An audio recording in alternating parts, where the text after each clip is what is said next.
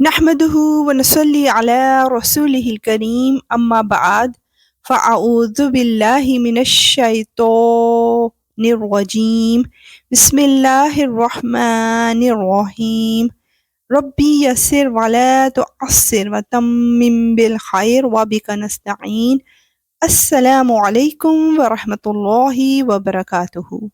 تو آئیے جانتے ہیں کہ آج سورہ احقاف کی آیات کے ذریعے اللہ سبحانہ و تعالی ہمیں کیا سکھا رہا ہے۔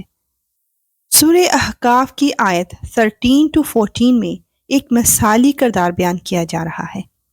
یقیناً جن لوگوں نے یہ کہہ دیا ہے کہ ہمارا پروردگار اللہ ہے، پھر وہ اس پر ثابت قدم رہے تو ان پر نہ کوئی خوف طاری ہوگا اور نہ وہ غمگین ہوں گے۔ وہ جنت والے لوگ ہیں جو ہمیشہ اس میں رہیں گے۔ یہ ان اعمال کا بدلہ ہوگا جو وہ کیا کرتے تھے۔ سبحان اللہ، یا اللہ تو ہمیں اور ہمارے تمام پیاروں کو اپنی رحمت کے صدقے بغیر حساب کے جنت الفردوس عطا فرما۔ نیکسٹ 2 آیات میں اللہ سبحانہ تعالیٰ کا بندوں کے لیے ایک عظیم تحفے کا ذکر کیا جا رہا ہے، اور ہم نے انسان کو اپنے والدین سے اچھا برتاؤ کرنے کا حکم دیا ہے۔ اس کی ماں نے بڑی مشقت سے اسے پیٹ میں اٹھائے رکھا اور بڑی مشقت سے اس کو جنا، اور اس کو اٹھائے رکھنے اور اس کے دودھ چھڑانے کی مدت 30 مہینے ہوتی ہے، یہاں تک کہ جب وہ اپنی پوری توانائی کو پہنچ گیا اور 40 سال کی عمر تک پہنچا تو وہ کہتا ہے کہ یا رب مجھے توفیق دیجیے کہ میں آپ کی اس نعمت کا شکر ادا کروں جو آپ نے مجھے اور میرے ماں باپ کو عطا فرمائی، اور ایسے نیک عمل کروں جن سے آپ راضی ہو جائیں، اور میرے لیے میری اولاد کو بھی صلاحیت دے دیجیے۔ میں آپ کی حضور توبہ کرتا ہوں اور میں فرما برداروں میں شامل ہوں۔ الحمدللہ، یا اللہ یہ دعا ہم سب کے حق میں قبول فرما۔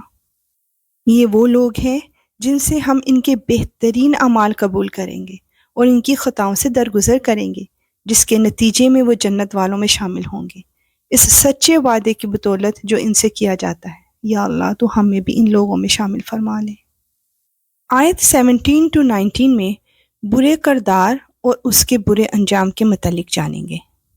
اور ایک وہ شخص ہے جس نے اپنے والدین سے کہا ہے کہ تف ہے تم پر، کیا تم مجھ سے یہ وعدہ کرتے ہو کہ مجھے زندہ کر کے قبر سے نکالا جائے گا، حالانکہ مجھ سے پہلے بہت سی نسلیں گزر چکی ہیں۔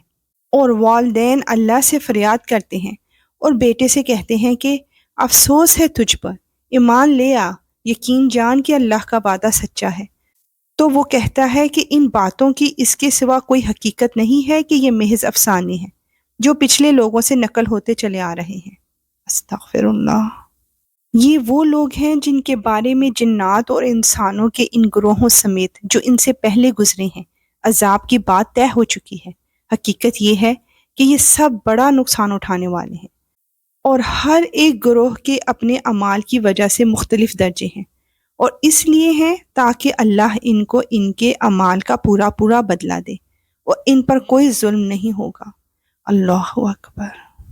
آیت 20 میں ہم جانیں گے کہ کافروں کو ان کی نیکی کا بدلہ کہاں ملے گا۔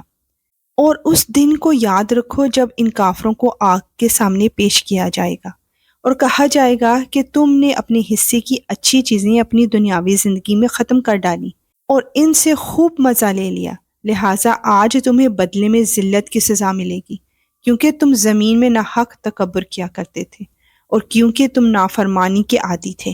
اللہ اکبر۔ آیت 21 to 23 میں ماضی سے برے کردار کی ایک مثال بیان کی جا رہی ہے۔ اور قوم عاد کے بھائی حضرت ہود علیہ السلام کا تذکرہ کرو، جب انہوں نے اپنی قوم کو خمدار ٹیلوں کی سرزمین میں خبردار کیا تھا، اور ایسے خبردار کرنے والے ان سے پہلے بھی گزر چکے ہیں اور ان کے بعد بھی، کہ اللہ کے سوا کسی کی عبادت نہ کرو، مجھے تم پر ایک زبردست دن کے عذاب کا اندیشہ ہے۔ انہوں نے کہا کیا تم ہمارے پاس اس لیے آئے ہو کہ ہمارے خداؤں سے ہمیں برگشتہ کرو؟ اچھا اگر تم سچے ہو تو لے آؤ پھر وہ عذاب جس کی دھمکی دے رہے ہو۔ انہوں نے فرمایا ٹھیک ٹھیک علم تو اللہ کے پاس ہے کہ وہ عذاب کب آئے گا، مجھے جو پیغام دے کر بھیجا گیا ہے میں تو تمہیں وہی پیغام پہنچا رہا ہوں، البتہ میں یہ ضرور دیکھ رہا ہوں کہ تم ایسے لوگ ہو جو نادانی کی باتیں کر رہے ہو۔ اے ہمارے پروردگار، ہم پر اس طرح کا بوجھ نہ ڈالیے جیسا آپ نے ہم سے پہلے لوگوں پر ڈالا تھا، اور اے ہمارے پروردگار ہم پر ایسا بوجھ نہ ڈالیے جسے اٹھانے کی ہم میں طاقت نہ ہو۔ ہماری خطاؤں سے درگزر فرمائیے، ہمیں بخش دیجیے، آمین اللہم آمین۔